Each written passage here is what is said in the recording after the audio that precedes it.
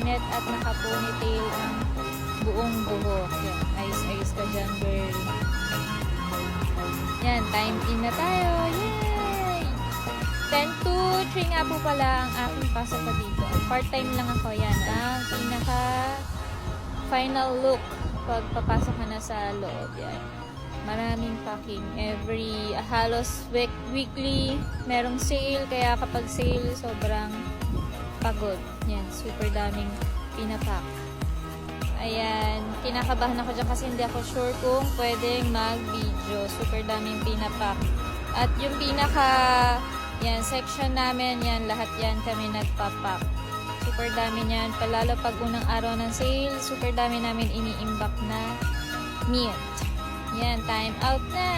Uwi na. Yay! Ayan, malapit lang yung bus doon. Siyempre kanina, yan. Diyan lagi ako nag-aantay at